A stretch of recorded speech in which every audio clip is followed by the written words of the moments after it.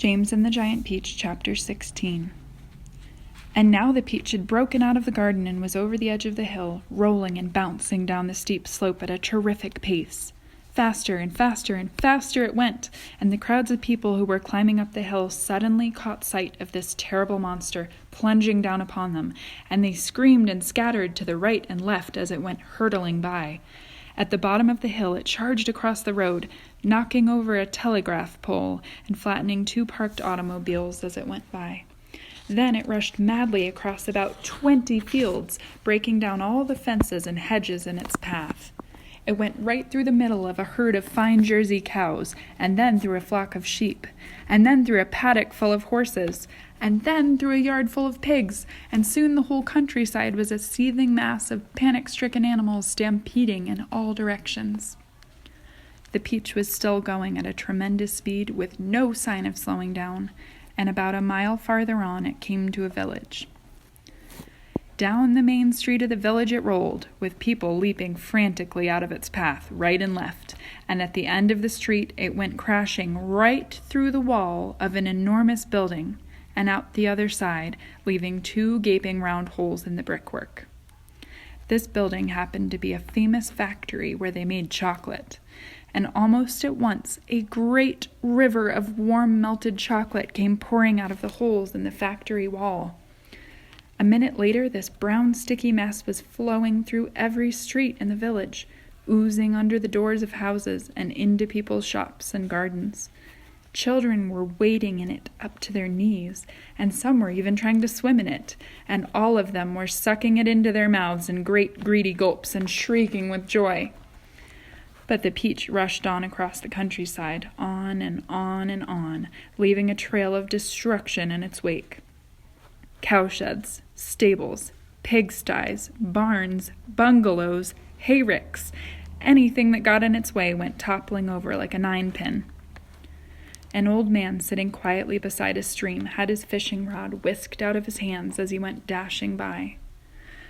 And a woman called Daisy Entwistle was standing so close to it as it passed that she had the skin taken off the tip of her long nose. Would it ever stop? Why should it? A round object will always keep on rolling as long as it is on a downhill slope, and in this case, the land sloped downhill all the way until it reached the ocean. The same ocean that James had begged his aunts to be allowed to visit the day before. Well, perhaps he was going to visit it now. The peach was rushing closer and closer to it every second, and closer also to the towering white cliffs that came first. These cliffs are the most famous in the whole of England, and they're hundreds of feet high. Below them, the sea is deep and cold and hungry. Many ships have been swallowed up and lost forever on this part of the coast, and all the men who were in them as well. The peach was now only 100 yards away from the cliff. Now 50, now 20, now 10, now 5, and when it reached the edge of the cliff, it seemed to leap up into the sky and hang there suspended for a few seconds, still turning over and over in the air. Then it began to fall. Down, down, down, down, smack! It hit the water with a colossal splash and sank like a stone. But a few seconds later, up it came again, and this time up it stayed, floating serenely upon the surface of the water. James and the Giant Peach, Chapter 17. At this moment, the scene inside the peach itself was one of indescribable chaos. James Henry Trotter was lying, bruised and battered on the floor of the room, amongst a tangled mass of centipede, and earthworm and spider and ladybug and glowworm and old green grasshopper. In the whole history of the world, no travelers had ever had a more terrible journey than these unfortunate creatures. It had started out well, with much laughing and shouting, and for the first few seconds, as the peach had begun to roll slowly forward, nobody had minded being tumbled about a little bit. But as soon as the peach rolled out of the garden and began to go down the steep hill, rushing and plunging and bounding madly downward, Then the whole thing became a nightmare. James found himself being flung up against the ceiling, then back onto the floor, then sideways against the wall, then up onto the ceiling again, and up and down and back and forth and round, and at the same time, all the other creatures were flying through the air in every direction too, and so were the chairs and the sofa, not to mention the 42 boots belonging to the centipede. Everything and all of them were being rattled around like peas inside an enormous rattle that was being rattled by a mad giant who refused to stop. To make it worse, something went wrong with the glowworm's lighting system, and the room was in pitchy darkness. There were screams and yells and cries of pain, and everything kept going round and round, and once James made a frantic grab at some thick bars sticking out from the wall, only to find out they were a couple of the centipede's legs. "Let go!" shouted the centipede, kicking himself free, and James was promptly flung across the room into the old green grasshopper's lap. Twice he got tangled up in Miss Spider's legs. A horrid business. And toward the end, the poor earthworm, who was cracking himself like a whip every time he flew through the air from one side of the room to the other, coiled himself around James's body in a panic and refused to unwind. Oh, it was a frantic and terrible trip. But it was all over now, and the room was suddenly very still and quiet. Everybody was beginning slowly and painfully to disentangle himself from everybody else. "Let's have some light," shouted the centipede. "Yes," they cried. "Light! Give us some light!" "I'm trying," answered the poor glowworm. "I'm doing my best. Please be patient." They all waited in silence. Then a faint greenish light began to glimmer out of the glowworm's tail, and this gradually became stronger and stronger until it was anyway enough to see by. "Some great journey," the centipede said, limping across the room. "I shall never be the same again," murmured the earthworm. "Nor I," the ladybug said. "It's taken years off my life." "But my dear friends," cried the old green grasshopper, trying to be cheerful, "we are there." "Where?" they asked. "Where? Where is there?" "I don't know," the old green grasshopper said, "but I'll bet it's somewhere good." "We are probably at the bottom of a coal mine," the earthworm said gloomily. "We certainly went down and down and down very suddenly at the last moment. I felt it in my stomach. I still feel it." "Perhaps we are in the middle of a beautiful country full of songs and music," the old green grasshopper said. "Or near the seashore," said James eagerly, "with lots of other children down on the sand for me to play with." "Pardon me," murmured the ladybug, turning a trifle pale. "But am I wrong in thinking that we seem to be bobbing up and down?" "Bobbing up and down?"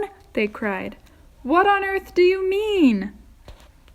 "You're still giddy from the journey," the old green grasshopper told her. "You'll get over it in a minute. Is everybody ready to go upstairs now and take a look around?" "Yes, yes," they chorused. "Come on, let's go." "I refuse to show myself out of doors in my bare feet," the centipede said. "I have to get my boots on again first." "For heaven's sake, let's not go through all that nonsense again," the earthworm said. "Let's all lend the centipede a hand and get it over with," the ladybug said. "Come on." So they did, all except Miss Spider, who set about weaving a long rope ladder that would reach from the floor up to a hole in the ceiling. The old green grasshopper had wisely said that they must not risk going out of the side entrance when they didn't know where they were, but first must all go up onto the top of the peach and have a look around. So half an hour later, when the rope ladder had been finished and hung, and the 42nd boot had been laced neatly onto the centipede's 42nd foot, they were all ready to go out.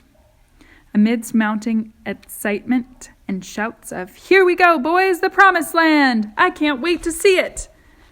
the whole company climbed up the ladder, one by one, and disappeared into a dark, soggy tunnel in the ceiling that went steeply almost vertically, upward.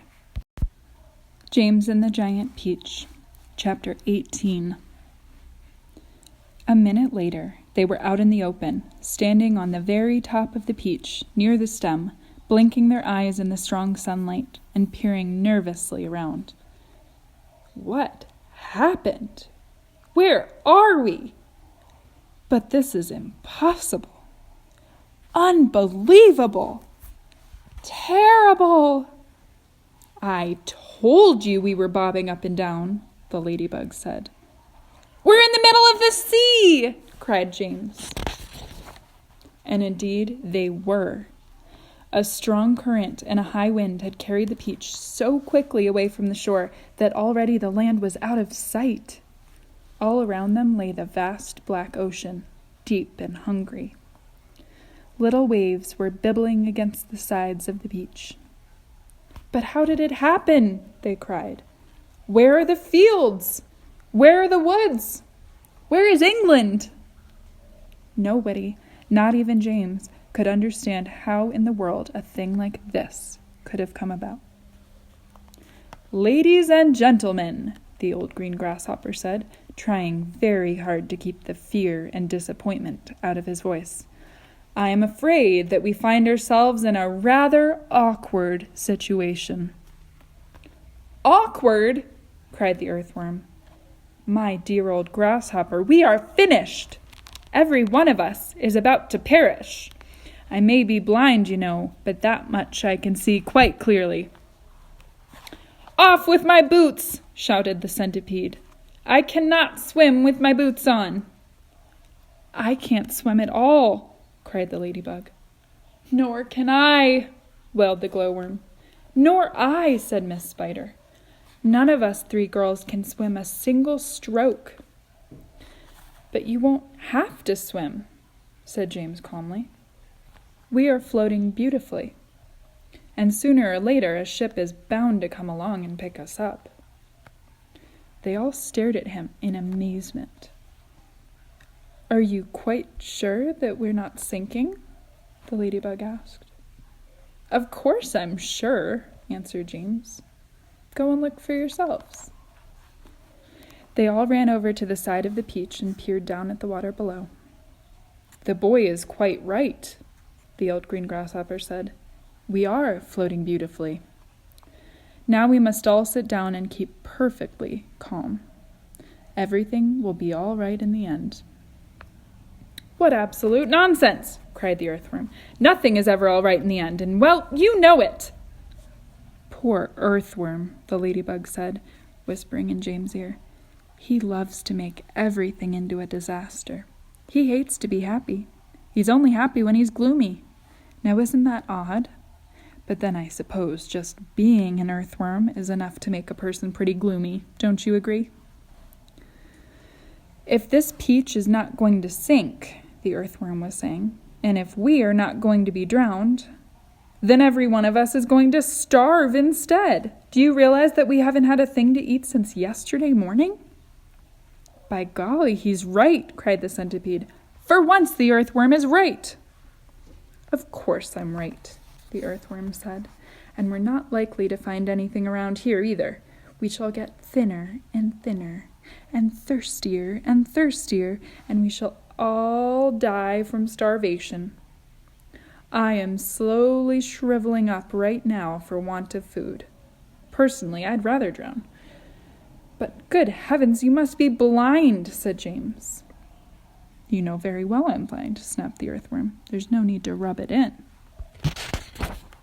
I didn't mean that, said James quickly. I'm sorry, but can't you see that? See? Shouted the poor earthworm. How can I see if I'm blind? James took a deep, slow breath. Can't you realize, he said patiently, that we have enough food here to last us for weeks and weeks? Where, they said. Where? Why, the peach, of course. Our whole ship is made of food. Jumping Jehoshaphat, they cried. We never thought of that. My dear James, said the old green grasshopper, laying a front leg affectionately on affectionately on James's shoulder. "I don't know what we'd do without you. You are so clever." "Ladies and gentlemen, we are saved again!" "We are most certainly not," said the earthworm. "You must be crazy. You can't eat the ship. It's the only thing that's keeping us up." "We will starve if we don't," said the centipede. "And we'll drown if we do," cried the earthworm. Oh dear, said the old green grasshopper. "Now we're worse off than before." "Couldn't we eat just a little bit of it?" asked Miss Spider. "I am so dreadfully hungry." "You can eat all you want," James answered. "It would take us weeks and weeks to make any sort of dent in this enormous peach. Surely you can see that." "Good heavens, he's right again," cried the old green grasshopper, clapping his hands. "It would take weeks and weeks. Of course it would, but let's not go making a lot of holes all over the deck. I think we'd better simply scoop it out of the tunnel over there, the one we've just come up by." "An excellent idea," said the ladybug. "What are you looking so worried about, earthworm?" the centipede asked. "What's the problem?" "The problem is," the earthworm said, the problem is that there's no problem." Everyone burst out laughing. "Cheer up, earthworm," they said. "Come and eat." And they all went over to the tunnel entrance and began scooping out great chunks of juicy, golden-colored peach flesh. "Oh, marvelous," said the centipede, stuffing it into his mouth. "Delicious," said the old green grasshopper. "Just fabulous," said the glowworm. "Oh my," said the ladybug primly. "What a heavenly taste." She looked up at James and she smiled, and James smiled back at her. They sat down on the deck together, both of them chewing away happily. "You know, James," the ladybug said, "up until this moment I have never in my life tasted anything except those tiny little green flies that live on rose bushes. They have a perfectly delightful flavor, but this peach is even better." "Isn't it glorious?" Miss Spider said, coming over to join them. "Personally, I had always thought that a big, juicy, caught-in-the-web bluebottle was the finest dinner in the world. Until I tasted this." "What a flavor!" the centipede cried. "It's terrific! There's nothing like it. There never has been, and I should know because I personally have tasted all the finest foods in the world." Whereupon the centipede, with his mouth full of peach and with juice running down all over his chin, suddenly burst into song. "I've eaten many strange and scrumptious dishes in my time, like jellied gnats and dandyprats, and earwigs cooked in slime, and mice with rice. They're really nice when roasted in their prime. But don't forget to sprinkle them with just a pinch of grime. I've eaten fresh mud burgers by the greatest cooks there are, and scrambled dregs, and stink bugs' eggs, and hornets stewed in tar, and pails of snails and lizards' tails, and beetles by the jar. A beetle is improved by just a splash of vinegar. I often eat boiled slobbages. They're grand when served beside minced doodlebugs and curried slugs. And have you ever tried mosquitoes' toes and wampfish roes most delicately fried? The only trouble is they disagree with my inside. I'm mad for crispy wasp stings on a piece of buttered toast, and pickled spines of porcupines, and then a gorgeous roast of dragon's flesh, well hung, not fresh. It costs $1 at most, and comes to you in barrels if you order it by post. I crave the tasty tentacles of octopi for tea. I like hot dogs. I love hot frogs. And surely you'll agree, a plate of soil with engine's oil, a super recipe. I hardly need to mention that it's practically free. For dinner on my birthday, shall I tell you what I chose? Hot noodles made from poodles on a slice of garden hose, and a rather smelly jelly made of armadillo's toes. The jelly is delicious, but you have to hold your nose. "Now comes," the centipede declared, "the burden of my speech. These foods are rare beyond compare. Some are right out of reach. But there's no doubt I'd go without 1,000,000 plates of each for one small mite, one tiny bite of this fantastic peach." Everybody was feeling happy now. The sun was shining brightly out of a soft blue sky, and the day was calm. The giant peach, with the sunlight glinting on its side, was like a massive golden ball sailing upon a silver sea.